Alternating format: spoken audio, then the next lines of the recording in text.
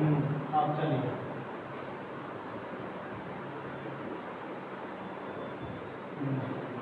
ये होता है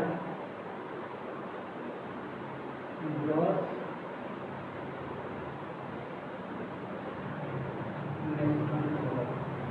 ठीक है, देखिए आज हम जीडीपी के बारे में जानेंगे कि जीडीपी कैसे निकाला जाता है, क्या होता है जीडीपी। अगर किसी देश का एक गिर जाए जीडीपी तो उस पर उसके इकोनॉमिक पे क्या असर पड़ता है उसके बारे में हम लोग जानेंगे अच्छे से कि जीडीपी क्या होता है।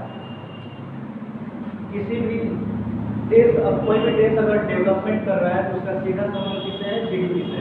अगर कहा जाता है कि जीडीपी अगर उस देश का अच्छा है तो देश मतलब दो विकसित देश में माना जाता है, विकसित देशों की श्रेणी में माना जाता है।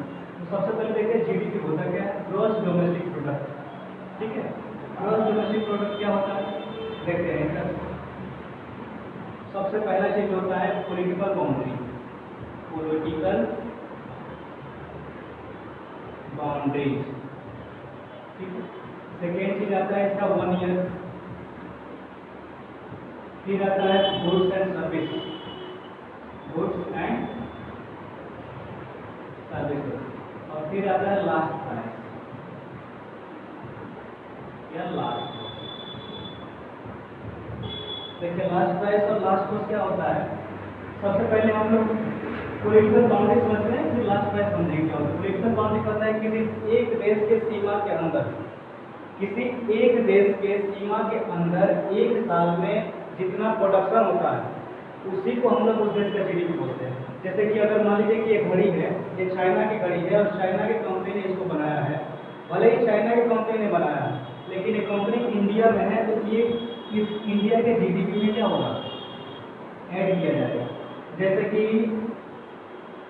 कोई भी देश में अगर राजस्थान की बात करें, आ जाइए अंदर, आ जाइए अंदर, आ जाइए।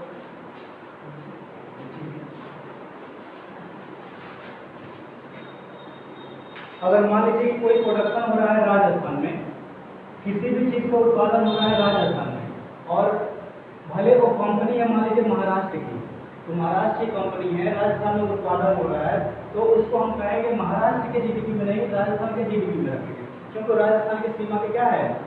अंदर है। तो उसी तरह से लास्ट प्राइस क्या होता है ये देखिए। सबसे पहले ये समझ में आएगा तो दोनों आपस में समझ में आ जाएगा कि ये क्या होता है।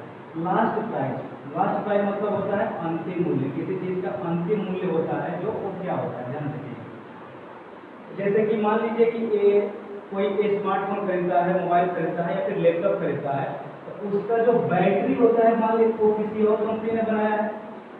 ठीक है, उसमें जो प्रोसेसर लगा हुआ है वो किसी और कंपनी ने बनाया है। ठीक, उसका मदरबोर्ड किसी और कंपनी ने बनाया है। तो आप जब लैपटॉप खरीदने जाते हैं या फोन खरीदने जाते हैं तो दुकानदार आपसे ये तो नहीं कहता है ना क्या कीजिए मुझे बैटरी का अलग दाम दीजिए, प्रोसेसर का अलग दीजिए। नहीं, आपको टोटल 30-35 जितना देना होता है आप उसको देते हैं और उसको टोटल लैपटॉप दे देता है। जैसे कि लैपटॉप डेल कंपनी का है, उसको बैटरी किसी और कंपनी का हो। उसी तरह से मान लीजिए कि घर बन रहा है, यहाँ पे घर खरीदने के लिए गए और घर करने के लिए बोले कि मकान की कीमत है 35 लाख रुपये, 35 लाख 45 लाख रुपये टोटल मकान की कीमत है। ठीक है, आपको बोल दे कि एक काम कीजिए इसका अंतिम मूल्य मत दीजिए, मुझे अलग अलग करके दिखाइए, तो वो कहेगा कि काम भी ठीक है, हम इसमें तो सीमेंट वालों निकाल लेते हैं, सीमेंट वालों ईटा अलग अलग कर देते हैं, आप ले जाइए, फिर क्या कीजिएगा उसका लेकर।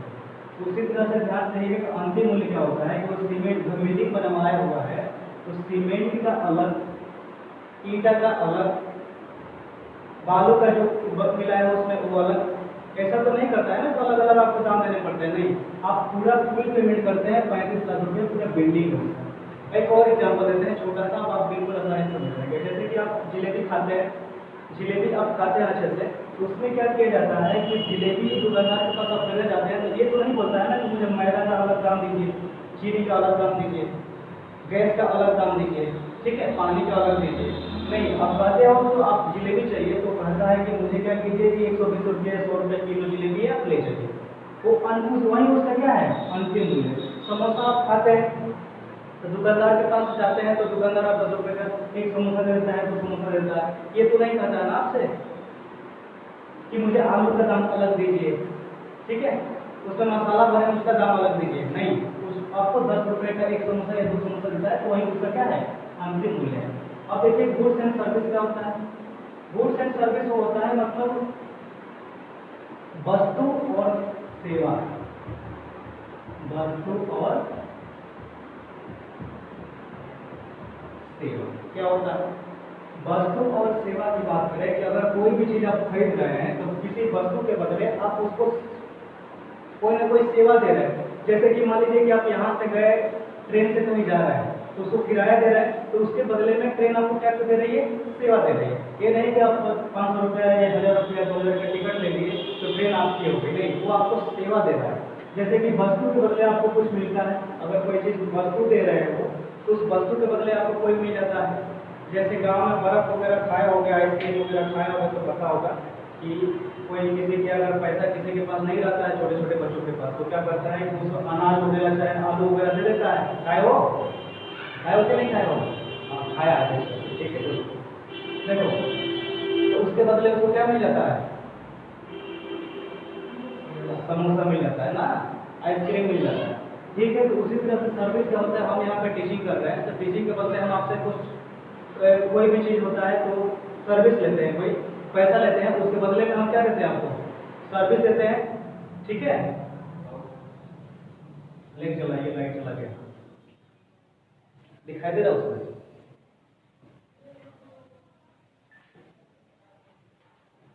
लाइट जल रहा है, ठीक है, समझ में आ जाएगा आपको। देखिए गुड्स एंड सर्विस समझ गए।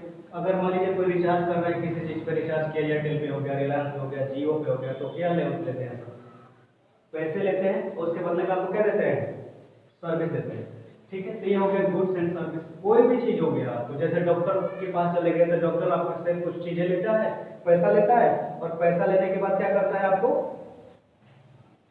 क्या करता है, सर्विस देता है। ये हो गया सर्विस। अब ये टोटल जो चीज़ होता है इसका टाइम पीरियड होता है वो 1 साल का होता है, 3 महीने का भी होता है वैसे, लेकिन मैक्सिमम 1 साल पे निकाला जाता है इसको। और पॉलिटिकल बाउंड्रीज क्या होती है, ध्यान से देखिएगा। पॉलिटिकल बाउंड्री वो होती है कि अगर मान लीजिए कि यहाँ की प्लेन है, यहाँ से कोई बैठा इंडिया से, दिल्ली से बैठा और सऊदी अरब गया, तो सऊदी अरब जा रहा है तो इसका राजनीतिक बाउंड्री बहुत बड़ी होती है। भौगोलिक बाउंड्री और राजनीतिक बाउंड्री में थोड़ा सा डिफरेंस होता है। भौगोलिक बाउंड्री कहता है कि अगर मान लीजिए कि ये आपका इंडिया है, ठीक है, ये आपका इंडिया है, आप यहीं तक रहिएगा, इंडिया के जो जो क्षेत्र होंगे भौगोलिक टाइप से वो वही रहेंगे। लेकिन पॉलिटिकल बाउंड्री ये कहता है कि अगर आप यहाँ पे हैं, आपका संबंध कहाँ से है, सऊदी अरब यहाँ पे है, सऊदी अरब से है, तो आप सऊदी अरब जा सकते हैं। लेकिन इसकी जो जीडीपी किसमें सम्मिलित होगी, जीडीपी अगर जो प्लेन आएगा इधर से तो जो खर्चा वो लेकर गया है, जितने यात्रियों को लाया है, तो उसका खर्चा कहाँ पे आएगा, टोटल वो जीडीपी में जुटेगा। चलिए छोटे से एग्जाम्पल से समझते हैं क्या होता है। देखिए मान लीजिए कि इंडिया की कोई कंपनी है टाटा,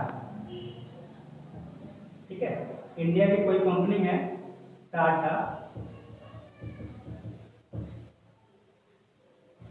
जो 100 रुपये का इनकम करती है, वो 100 रुपया है, ठीक, उससे जीडीपी 100 रुपया, ठीक है, जीडीपी कैसे निकालेंगे ये समझते हैं पहले। 100 रुपया है, और कोई विदेशी कंपनी है यहाँ पे,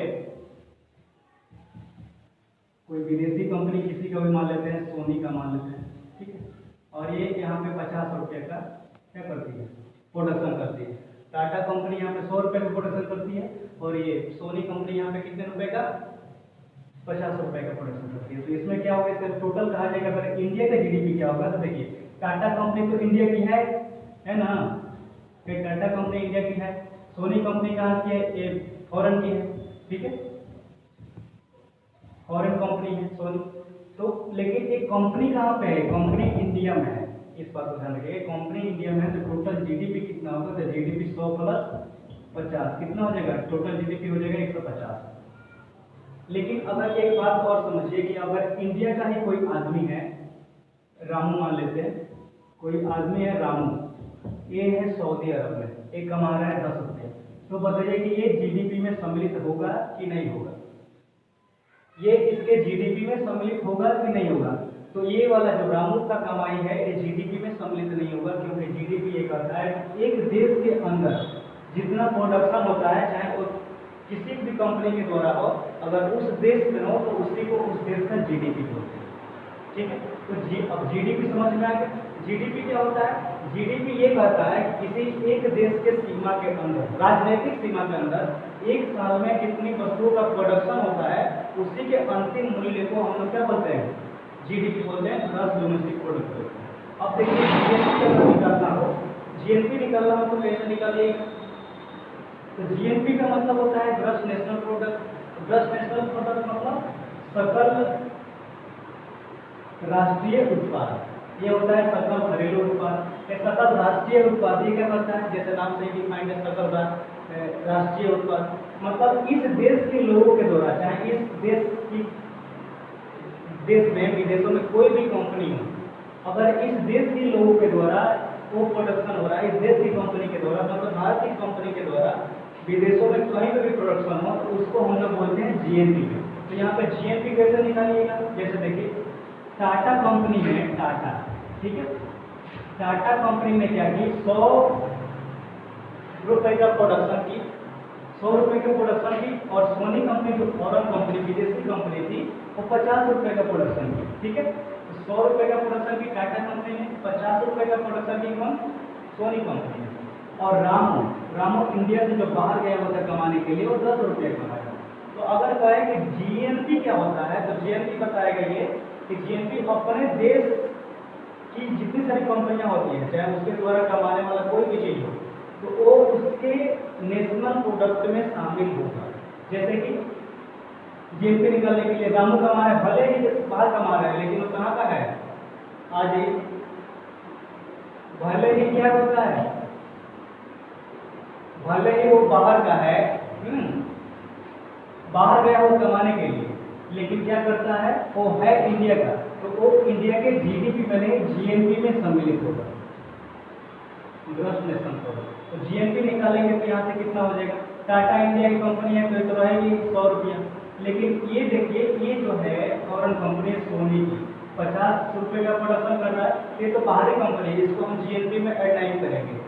जीएनपी में कौन सा ऐड होगा? राम, क्योंकि ये इंडिया का है, भले विदेश में काम कर रहा है, विदेश में अपनी कंपनी बनाया है, तो 10 रुपये का इसका प्रोडक्शन है, तो टोटल जो जीएनपी निकल कर आएगा वो 110 रुपये का आएगा। बस ठीक है, यही है जीडीपी और जीएनपी। एक बार फिर से समझिए क्या होता है। जीडीपी कहता है किसी एक देश के राजनीतिक सीमा के अंदर, पॉलिटिकल बाउंड्री के अंदर जितना प्रोडक्शन होता है उसी को हम लोग क्या बोलते हैं? जीडीपी बोलते हैं। ये जीडीपी हो गया। अंतिम मूल्य समझ में आगे क्या होता है? और गुड्स एंड सर्विस एक पॉलिटिकल बाउंड्री, जैसे कि टोटल अगर कुल मिलाकर कहें तो जीडीपी यही है।